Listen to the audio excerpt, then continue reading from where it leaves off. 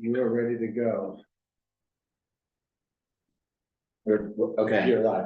All right. Good evening, everybody. Welcome to the Executive Committee meeting for Manhattan Community Board 4. My name is Jeffrey LaFrancois. I'm pleased to be calling this meeting to order this evening for our November Exec Committee meeting. A couple of notes. This meeting is taking place in our thanks to our work to bring the hybrid meeting to life, folks participating in the room and online as well. I want to note for all participants, there's a couple of members of the press in the room as well as members of the public, both online and in person. And I would also note that while we technically have a December executive committee meeting scheduled, we usually cancel it. So potentially, everybody, this is my last executive committee meeting. So I know I potentially to hope that it was swift and out the door we go. I just want to add, I know new business is always at the end, but we do have a new business item this evening, which Jesse will be speaking to about a change in a cannabis application. So we'll take that up under our new business portion of the meeting, but just wanted to flag that. Is there any other new business that folks intend to add at the end? Okay. So with that, I want to move right into item 1, which is a discussion and a vote on letter to the mayor and the Department of City Planning. I'm sorry, can I Sure. make one? We are down an owl. Usually these two are working, so that's the reason. So this, it really doesn't impact the visuals, it just impacts the audio from what Zoom hears. So if you also, for folks that are far away from this, you'll just have to speak up. Thank you. So on to item 1, letter to the mayor and Department of City Planning regarding the 12 floor area ratio cap. This letter is a culmination of many meetings, came out of the land use committee meetings to begin with, and then we created an FAR working group chaired by Paul Devlin, with whom I owe tremendous gratitude and thanks to for putting this letter together and working through this process over a number of meetings, shall we say, Mr. Devlin. This letter really is meant to summarize all the works of the land use committees and the working group, and brings together what is a very technical, what is, I think, sort of an utterly CB4 position, which largely recognizes that there's a problem and a crisis, which thinks about the fact that there's things that everybody needs to do, but specifically what can we come up with to do to begin to address this in a way that is contextually appropriate, doesn't sort of allow without thinking and reacting first. It really just begins to set a framework for if the state does something, the city should be prepared. I want to keep my sort of summary of it very high level. I received quite a bit of feedback, all of which was very friendly. Some of it was very just factual, matter of fact, some language smithing, very straightforward stuff. Dr. Cat is here. He had some grammar stuff and some other things about language. Roberta, Christine as well, and Paul as well as some additional edits, but all very straightforward. And so I want to open it, and also I owe thanks to Joe, obviously, on this as well. It wasn't just the land use committees, this also was a discussion at the housing committee. So really huge amount of work and a huge amount of people to get to this point. So with that, I have to open it up to any questions to members of exec to begin with. Joe? Yeah, so I worked on this final version with Paul back and forth. And the thing that I think that kind of obscures our message, which is the very specific technical, here's how you should be about doing it for the first time, is the paragraph, which you added, Jeffrey, lines 18 to 24. I don't think that us talking about the suburbs, taking the passive. No, 29, you said. It's moved. 29. That's relocated. Now that's in the back. Section of the letter, it's not reopened. Different number, 29. Okay. I moved it on If you the background heading, and it starts at line 29. Yeah, I see. No, I saw that communication, but I didn't see the. The updated I didn't see version. the revision. And there were some of the tweaks to that for more matter of fact stuff that we're gonna sort of display as well. Oh, sorry. So I think one of the things here is that when we talk about this, we know this, but it's not about our board. And using words like passive and aggressive, the state was complicit, severe restrictions, all this is like out of a study as opposed to our experience on the board, which is we've had major rezonings. We have gone through this and figured out how to support something and also exacted, affordable housing fund. So I don't think it helps crafting our local position to talk about this broad background of stuff. I just think you know, like, to start out with that, in 2013, we established an affordable housing plan, updated, and we have all these things about upzoning and making changes, speaks to our location. And I think I would recommend taking that 29 to 35 out, because it is a conclusion. Paired with overall shortage, housing astronomical levels, these are all things that are out there. It's not our community's like main thing. We're saying, if you want to try this in this way in our district where the parts of the zoning are higher, we'll do it through a public process. So that's what I recommend we do. But I think it just takes us off message. Our message is always very local, very technical, very specific. Your thoughts on that, Paul? I agree. I mean, I think I'm in agreement and already expressed that to you, Jeffrey, that paragraph, I think, does detract as well. My reading of that paragraph does lean more towards a position on the cap, the 12 AR cap, which we meticulously avoided taking a position on. Agree completely. That was a very hard black and white sort of position. A lot of people wanted us to say yes to it, more wanted to say no to it. And by removing that state discussion, the working group was very conscious about taking that discussion out of the mix and coming up with a solution that the city can work towards and that we can support working towards. So I'm in agreement that that tone of that paragraph detracts from some of it, and I would also agree to take it out and just take it from the letter. So I have some of the similar concerns as Joe and Paul, but sort of took a different approach to them, which is just to say we have a residential floor area ratio cap for a reason, and just using that paragraph to just provide the history of what happened. So, you know, in 1961, both we have the city's 1961 zoning resolution and then the amendment to the multiple dwelling law, providing that context. New York City was losing population, and so we decided to make certain changes that would ultimately promote sustainable housing, I guess, size and typologies here. And you know, now things are different, and you know, the cap may be useful, the cap may not be useful, but that's how we got here. I like the idea of, you know, like the background is sort of like laying it out, saying, here's how it happened.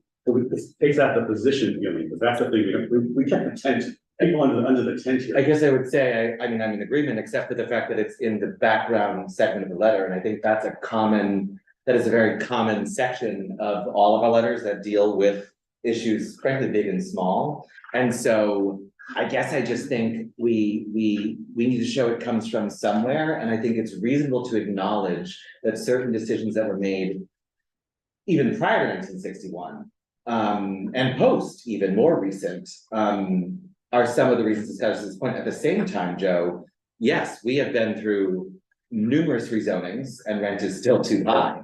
You know, I mean, I guess that's not even the sense of it, but I think it is important to provide some broader background. But it quotes a report, which then has a conclusion that this is it, and that's the problem I have with it. Okay, I so would then like why to- don't we strike the sentence that, would you be willing to strike the sentence that cites the report? No, I think either the whole paragraph or taking what.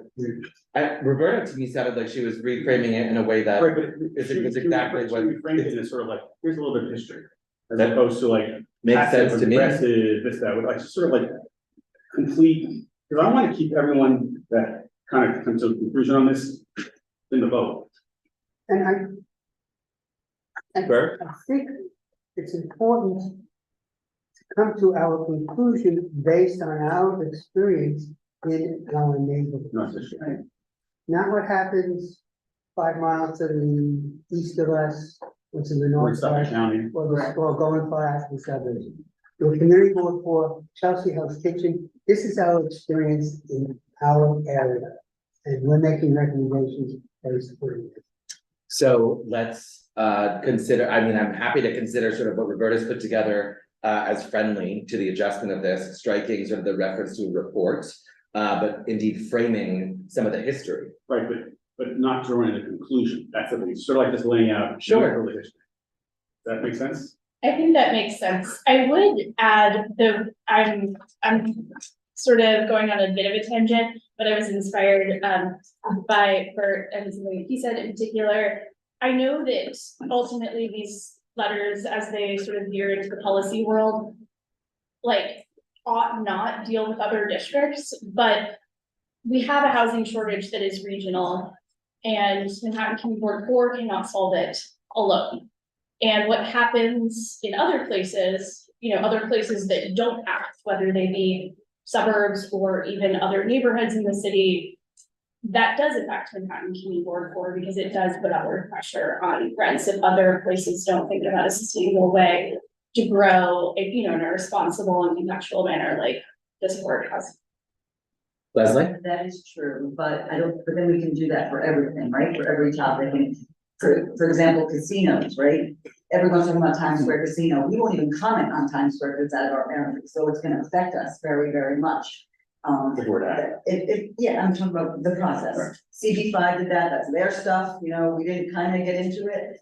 So, but now here it says like, we're talking about train stations and commuter hubs in towns outside of our district, and that we shouldn't even, I don't even think we should even be mentioning that, or we should even be, look, not that we should mention it as background maybe, but not considering it in any sort of. I just think that we get traction. Folks, I think this is largely settled, frankly. Okay, yeah, And, so we get traction when our letters are kind of like clear, and here's how it might work here, and then we're always at the forefront of something happening.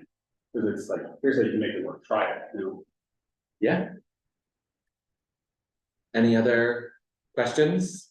Jesse, and then we do have a member of the public also with their hand up. Technical question on what, and so we talked about environmental review process for the purpose of evaluating infrastructure. Is that how, like, we call it environmental review, but you can, that is, That's one of the things you review in environmental review. environmental review is the infrastructure. It's not, environmental review is not just trees. It's all, it's infrastructure, it's school seat, it's all of the things. You're gonna learn a lot more about that as we work our way through our little review process soon too on something. Any other members of the committee with questions? Nilda Perez, is your hand up for a comment on this letter? No, it's not. Okay, thank you. Jesse, did you have another comment? Sorry, one more, which is just, so we asked them to proactively identify areas where higher urban density is appropriate. Can we tie that to back to our affordable housing plan, just to say, please take a look at where we've already suggested? Is that? I guess I would say yes, but our affordable housing plan doesn't contemplate anything above 12 FAR currently. So we can't refer back to something. We're trying to set the stage for the areas where the density is higher. Got it, okay, is that something we would think about in next year's? Oh, yeah. Affordable housing plan, incorporating, pointing out the areas that we suggest. They have one, it's called Bethany Arts. Great, yeah. Is that all we have? Is that really? That exceeds the, well, No, that is current. that exceeds the. I mean, we do have other commercial buildings that exist. That are significantly higher than 12 FAR. And many residential as well. And London Terrace is just above 12. What is it? London Terrace. Yeah. Built prior to the. Yeah, The ones yeah, on- exactly. Built prior to 1960. 1929. Many are. Okay, That was easier. is that, well, After 2 years. with no other questions and no more members of the public, I will call for a motion as amended, please. So moved. Thank you, Joe. Is there a second? Second, I don't think I can. Bert, thank you. Okay, so we have folks putting online too. All in favor? That. So I am going to be peony on this one, given this piece. Okay, Maria, you had your hand raised? Oh, right. Okay, Jesse, okay. Yes. And I'm sorry, this could we. So hold on one second. We are in the room. We have everybody voting in the affirmative, except for one, which I haven't called yet. We have anybody opposed? Present not eligible? And abstentions? Okay, folks, thank you very much. The letter is passed. And again, I owe great thanks to Paul and everybody on the working group and the multiple committees that went through this and everybody else. So indeed, thank you. I think everybody in this room can stand up and take a bow on that. I mean, it really, as I mentioned, like every committee, it hit almost everybody on the board too. So bravo. So just procedurally, so then we're not like raising this and voting on it again at our main It meeting. gets passed at full board, and then it gets. It would just done be there. that.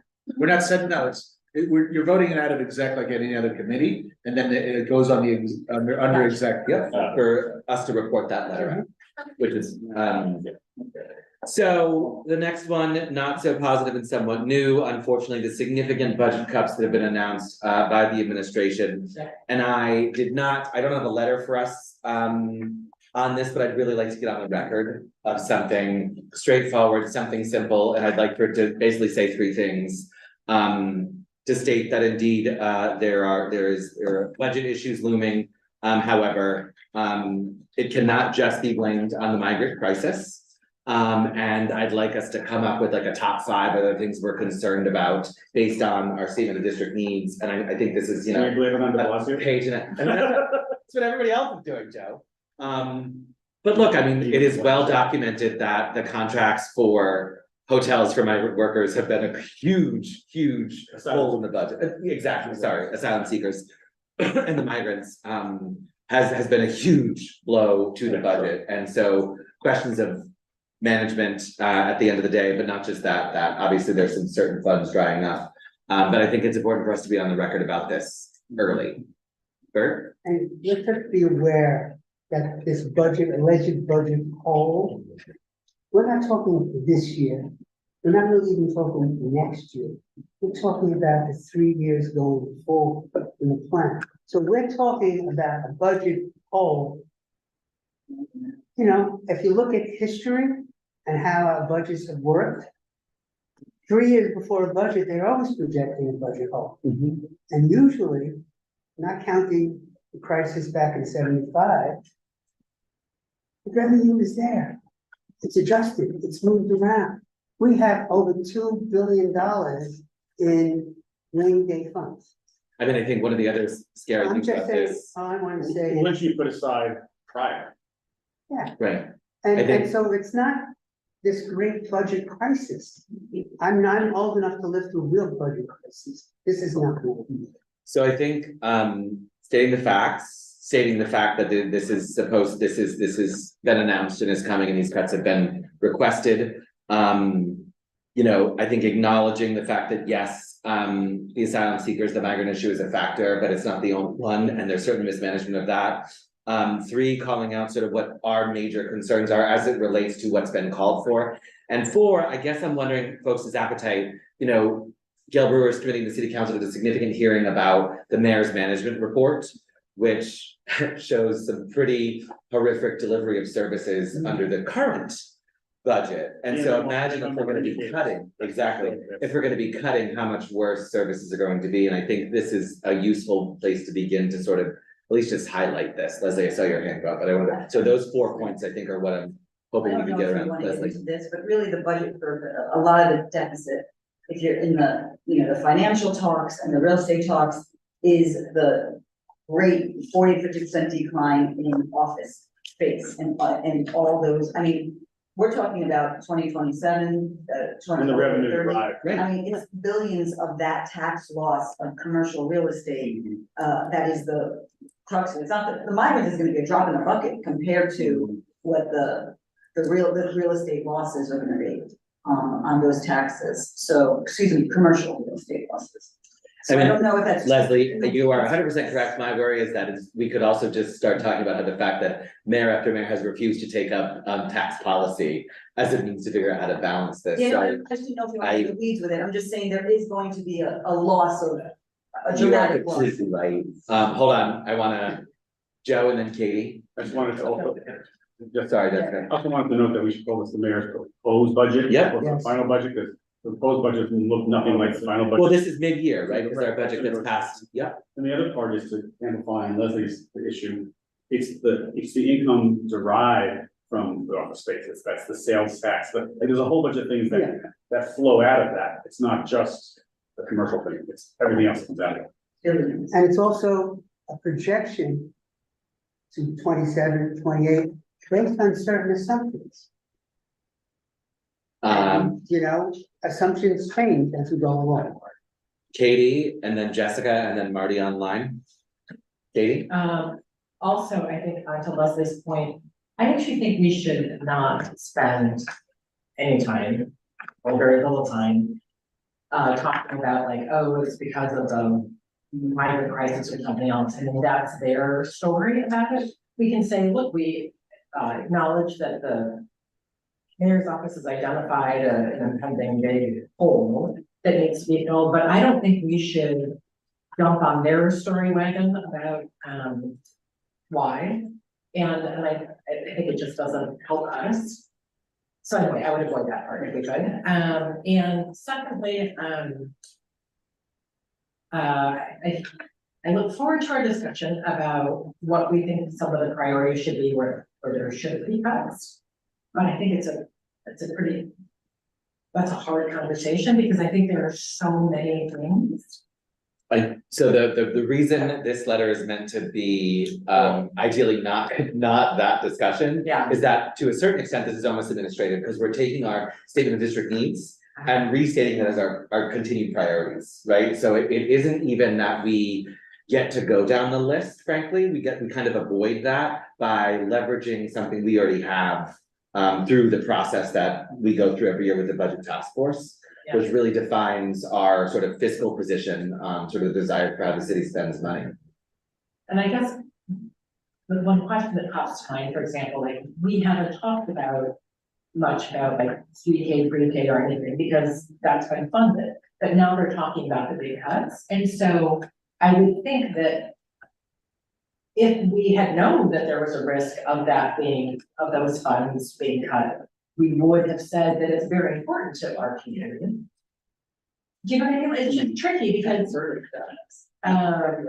I think I think it's super smart that we have to say, you know, our priorities, we're concerned about what we've said our priorities are. But I think there are other things that we would have prioritized if we'd known there was gonna be a cut. Again, I think that, yes, I agree with you completely. This is our first effort to get on paper. Yeah. A response to the mayor's announcement, and I think frankly, what is our next, for the budget task force perspective, isn't there there's a late winter response to something, isn't there? No, So they not have a a response, response. Early spring. There is a budget that's. Right, so I mean, there's still time for this to for us to continue to ideate and provide feedback on, and frankly, if I heard it too. ACES take up, you know, this now call, boom, we've got a letter, and At that least putting percolates us to the top. Like throwing our hat in the ring. Mhm. Can I follow up Leslie? on it for budgets of, and Christine, I don't know if she's still on, but when we talked about this with budget task force, Jessica, that we think the mayor is proposing cuts across the board, like 10% across the board, whatever it is, and that's something the budget task force said we wanted to comment on. That's not, we strongly believe that should not be the case. We wanted to comment on, it should be prioritized. Now, what that priority is, we reflect our statement of district needs, you know, but same thing. We're not even there yet. It's, Right? well, we're almost there. Well, we are, and I think to the extent this is building that paper exactly. trail, which is what we need to do, and I think frankly, this gives the committees now hopefully direction to consider taking off this elimination of 3K, and you know, what else is on the table for removal, I have a so, list for Roberta. Roberta? So I literally just pulled up the narrative, that we, you know, agreed to, we had 3 most pressing issues, and then they have specific budget lines, obviously. But they're affordable housing, and public safety, and trash removal and cleanliness rather. I'm not here to say that there are not other important issues, but if we're simply administratively enumerating like the Supporting our priorities, fire position. yeah, which I think is. Well, very the mayor just announced that he wasn't gonna do, was it 3 or 4? Well, Police academy, I mean, the next few, Right. no new. Will not be proceeding. So I think, sorry, Jessica, Yes, quickly. I apologies. would like to just. I think depending on how this, I'm in favor of the letter for sure. I think depending on how the letter shakes out, we could actually find a way to say, as the mayor has already proposed. And here are our concerns for our district, and just lift up the number of kids who are now benefiting from 3K, or our concerns about public safety. And without like putting a bullseye on those issues firmly, because it's gonna change and we're early, there may be a way to still bring that in while leading with our district needs, still saying like this has already been addressed. I Yep. do not think we should say anything about the efficacy of city agencies currently. I just think that, like, I'm on the grantee side through my professional time, professional responsibilities. And like, we are anticipating very significant cuts, and I don't think it helps anyone. Whether you think we're a good administrator of city funds is another story, but I don't think it helps anyone to say that, you're already doing a bad job. Yeah, yes. Fair point. Thank you. Marty. Thank you. I just want to raise the irony of our just having sent a letter asking the mayor to raise the parks part of the budget from less than 5% to 1%. We just sent that letter. Yeah. We're not raising it down. All true, Marty. Sickening. So, Alan, I think maybe a general statement urging the mayor to at least be working more closely with the electeds in terms of finding alternatives. With city council. interestingly, the finance code city council has not at all adopted the position of the mayor. We haven't heard officially from sort of the speaker on what the council's position is going to be, other than like, we're gonna review this. We're not really sure yet. So again, I want this tonight to be about us begin getting on the record, flag stuff for committees, so this can begin to sort of populate things that make their way onto agendas in the months ahead. Roberta, and then Joe, and then ideally we're wrapping. Roberta? So in addition to enumerating the like various priorities, this might be going a little bit too far, but I do think it is in the realm of reasonableness to say we do not want there to be cuts, and we would appreciate the mayor's office and the council look at additional ways to raise revenues in order to support this. Now, I understand that that is very much policy, but that's kind of how you avoid cuts, so. And I don't think we have to per se what Yeah. policy we'd be asking for, that we can say there should not be cuts, frankly. But there's no contemplation of like what that alternative revenue raising policy is, and that to me, it seems like maybe someone should have that conversation. Yeah, no, true. Joe? I was gonna say that I'm gonna move it for adoption. Yes, I think The first thread generally of on this discussion thread, obviously I'll be circulating and sharing with people. But again, wanting to get this out there and on the record. I'll second those. Thank you, Joe. Thank you, Paul. All in favor? Any opposed?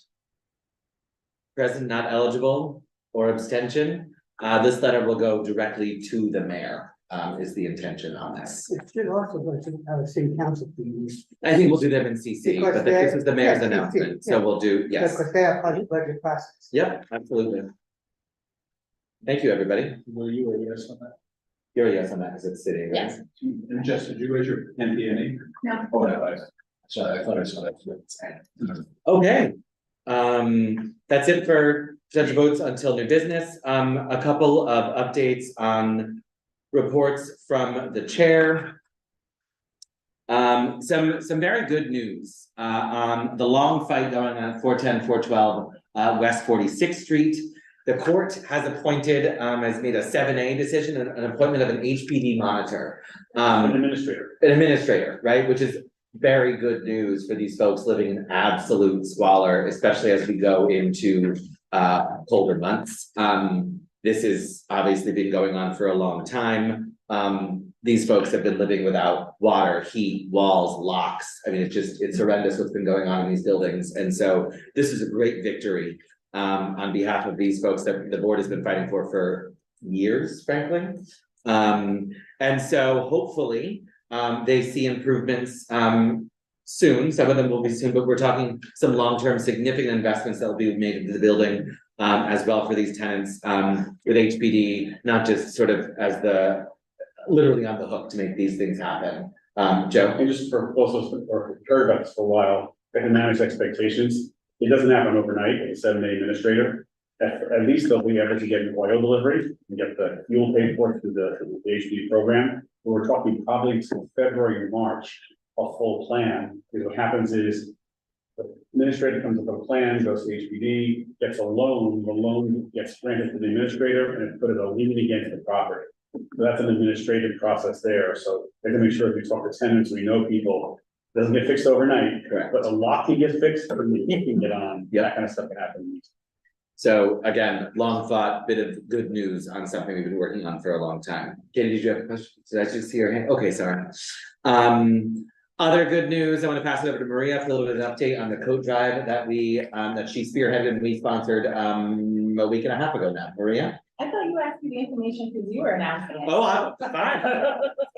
So we did it on Saturday. We did it on Saturday, November 18th. We had some volunteers. Paul is one of the base people who's always present.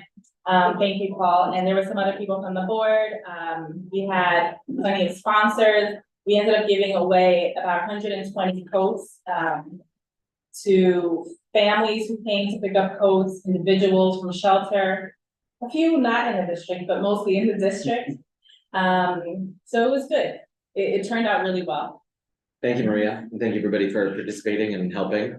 Oh, I should add, anything that is left over, Metro Baptist gets to keep because they do have a clothing closet where people come every Monday to pick up items and they really actually need coats. So. And I would say that once again, another item I got to bring to borough board, where everybody else in the room amongst our community board chairs kind of squirmed because they weren't sponsoring a coat drive. So thank you, Maria, and others for that.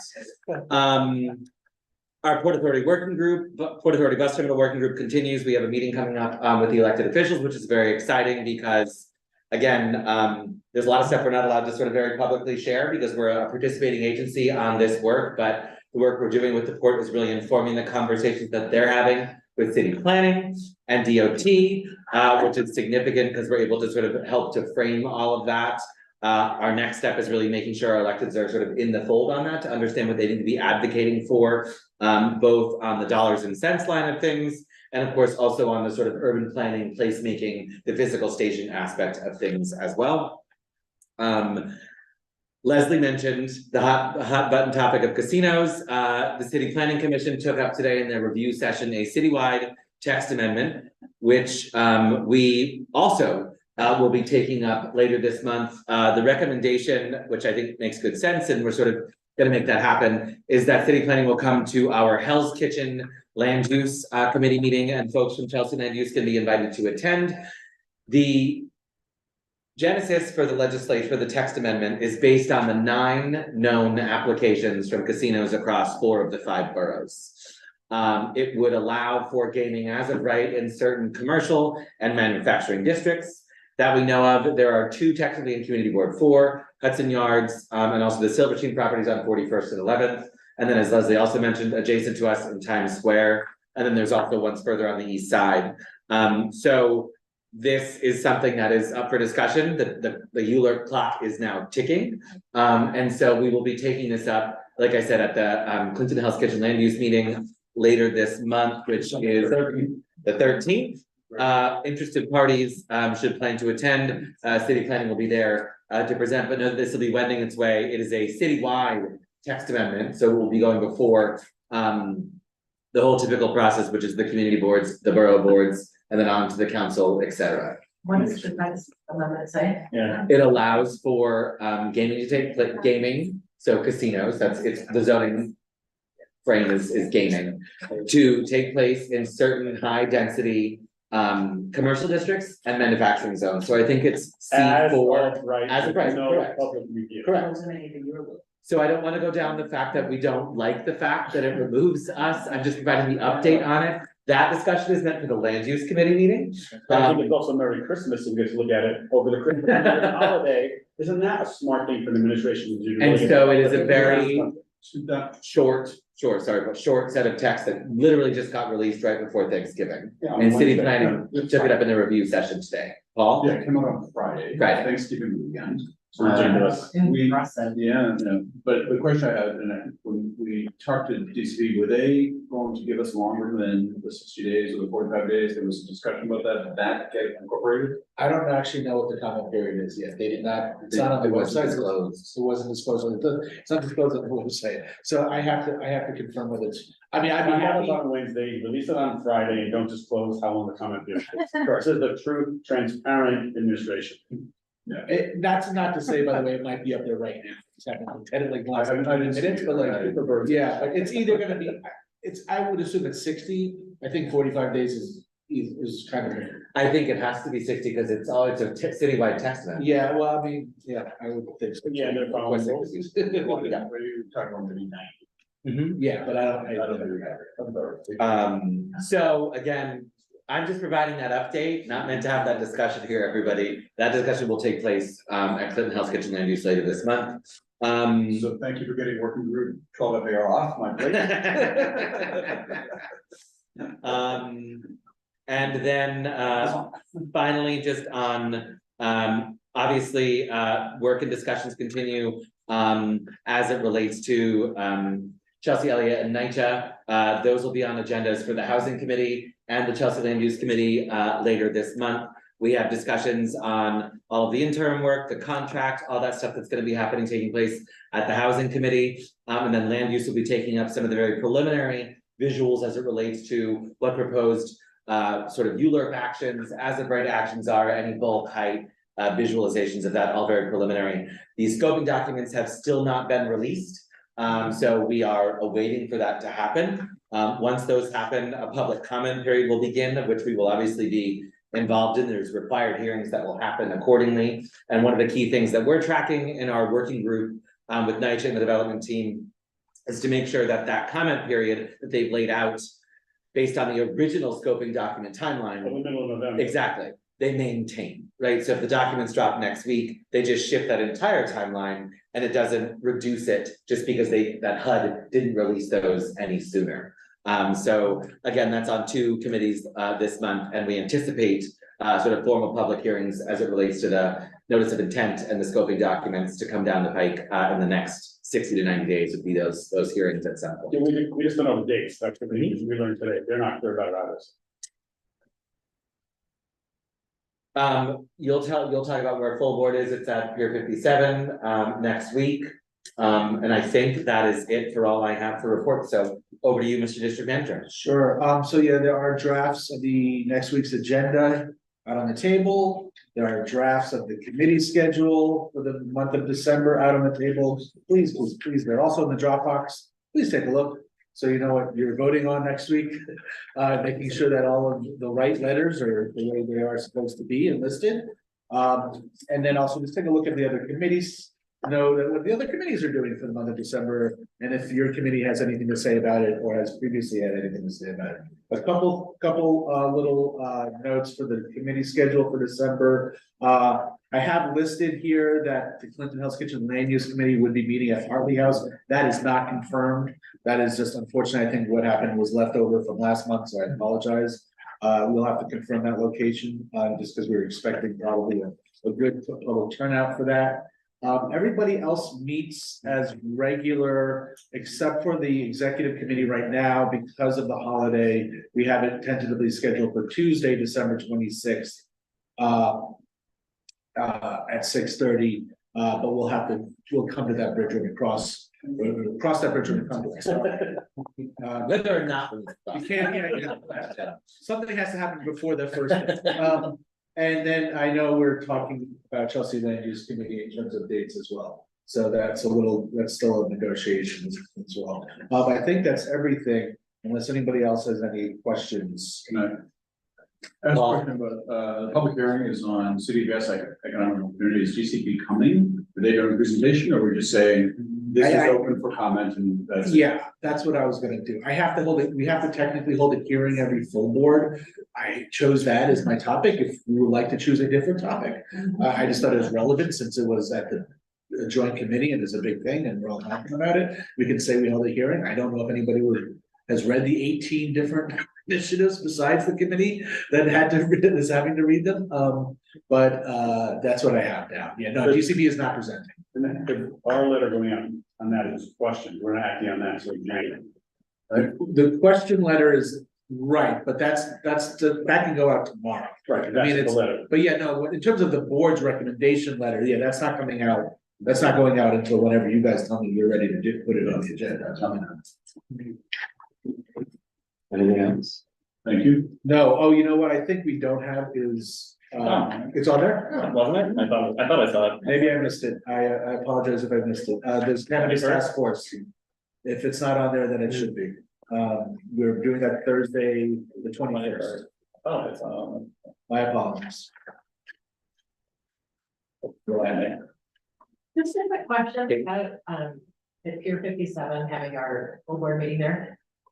Wasn't there some issue, and I can't remember what it was that the internet went off at 9 or what? Yeah, at 9. The internet did go off, it seemed to go off right at 9. I don't know if that's, it is like a clock thing, we'll have that solved, obviously, but that space shuts down at like, you know, basically, we're pushing the limit after 8:30. The doors lock automatically at 8, so you can't get back in. So like, 9 o'clock is really our time to, we have to be able to get out. I think that leads to more productive conversation. Very useful. I like the Pier 57. Yes. Thank you, Jesse. And now over to Jesse Greenwald for the new business item regarding what he will explain is going to be, I think, a change in our position and very sort of brief thing for us to take up tonight so we can address it at our full board meeting next week. Jesse. Yes. Well, first, 2 quick other things. One is that our last month's cannabis licensing, this past month, 2 weeks ago, the meeting was postponed because we were not actually able to meet a quorum. So I am soliciting new members, additional members, and I will be reaching out to people to get help with that because we need more people, because I don't want that to happen again. So the applicants from November have been pushed to December and it's all fine and good. It's not show up. No, we can't, no, it wasn't, we knew ahead of time, but it just, we want to make sure that we have enough people. 2, OCM just today reached a settlement with the plaintiffs in the card licensing litigation. All this is to say is the dispensary that we approved like 3 months ago or 4 months ago on West 23rd just got one step closer to actually opening as of today. So I'll keep you updated on that because I still anticipate they will be our first legal dispensary to open. And so, okay, 3 on just the issue that is actually new business. So last month we approved 301 West 45th Street was one of the dispensaries that came to us.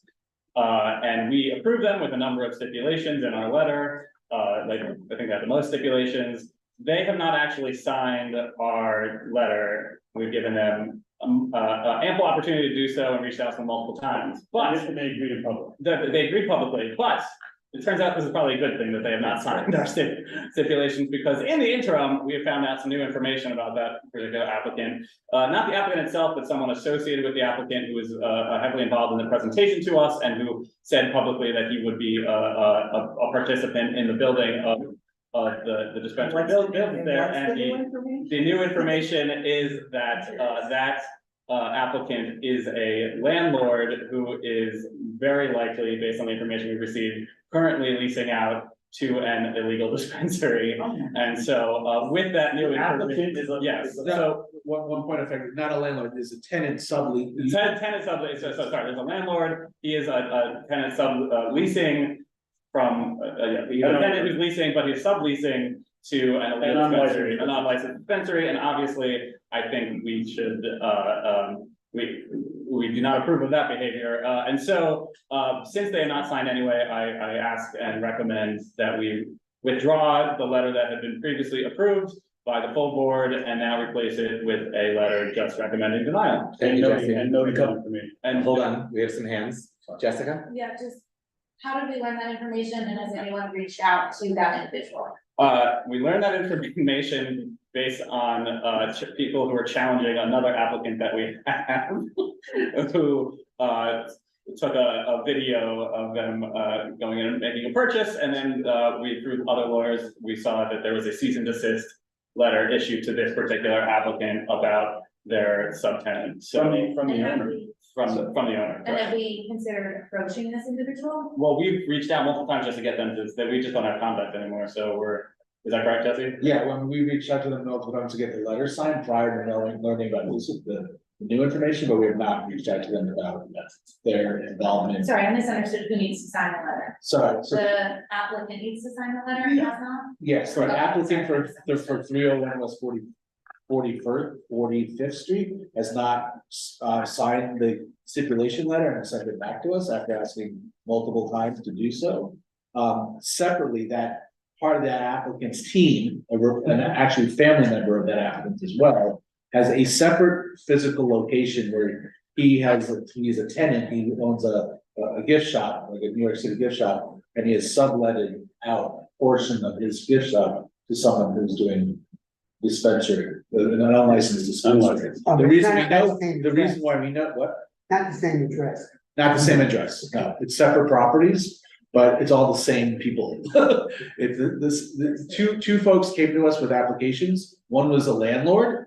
What? Go ahead, sorry, yeah. One was a landlord and one was a tenant in completely separate addresses, but they have a contractual relationship with each other for another location. And just that's by what we're doing. coincidence, there was someone there for the second applicant who noticed, hey, I also noticed that for the first applicant, they have a, Yeah. they are, yeah. Recommend, just to follow that line of questioning, that we do send a letter to the applicant, even if they're not gonna respond, so they know why we are not moving forward. We would- Just- I would copy them. Yeah, we'll copy them of a letter that we're Send sending. a letter to Yeah. OCM. Yeah, saying, we'll "Here's figure what that out, right? That's Correct, but we should move on that, quickly, I mean, I don't know what the procedure is, but we can move on that quickly and get that out the door. Well, I mean, Do we it's a go- full, does it go to the full full board, board? Does that full go board forward? voted on it. I would want the full board to make that decision. Just a Leslie? note on that. And then I think it's Josephine? Interesting that that's happening, only because I know with Block Associate, a lot of the fear is that a lot of these illegal stores or owners of stores or whatever are Yes. going to then transfer, or they think they are going to transfer into illegal. And so it's interesting. I'm glad you bring that up actually, because our public advocate has publicly come out in support of a transitional license. Yes, correct. A transitional license for all thousands of plus illegal dispensaries that have been operating Oh my for the God. last 2 years. And obviously, I would like to be taking this up in our task force and writing a strong letter. Encouraging that, and I have many bullet points on why that is a terrible idea, but we will not talk about that now. But yes, Thank you. yeah. Josephine, and then Joe. So for our, it's September meeting, we're going to be doing a forum on cannabis, drug use and youth. So what we need right now, our superintendent is going to be there, we're inviting some people to talk about the long term that's cannabis use and youth. But we need someone from the city agency to talk about what is the city doing in terms of trying to be work with schools, or to educate you I think I do. on what's happening. So Jesse, I know we. We actually, just good news was, Oh, I was, okay. yeah, the czar, is confirmed. Did she? The Yes, czar. yes, it's the cannabis czar. Sorry, I didn't remember And the she's name, I just remember they named her the czar. Sarina. She's so Sorry. good.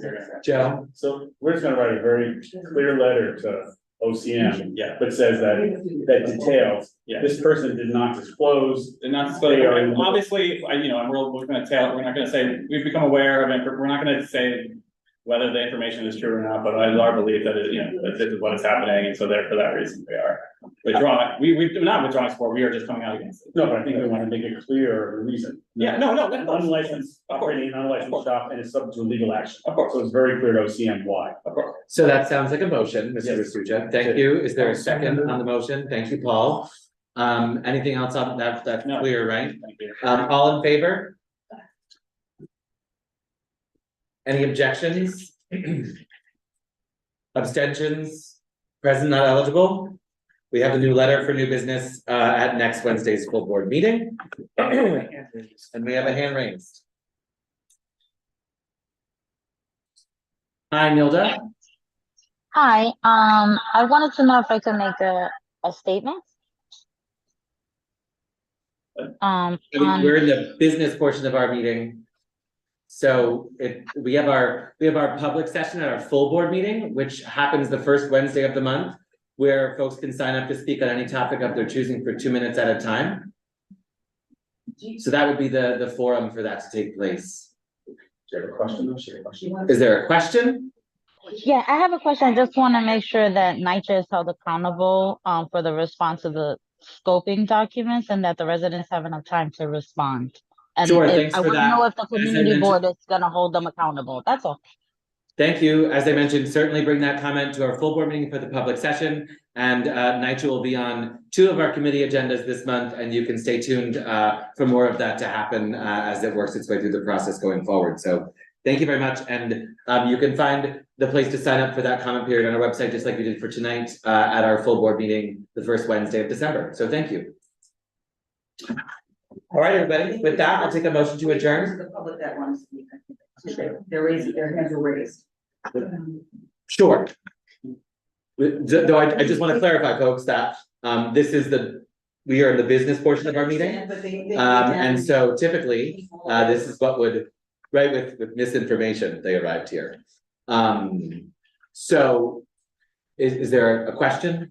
This is not this, just to be clear, public session is at our full board meeting, and so I'm asking for questions. Okay, we had a meeting for NYCHA, Red Hat, and I had missed the first one because I had an accident and I wound up in the hospital.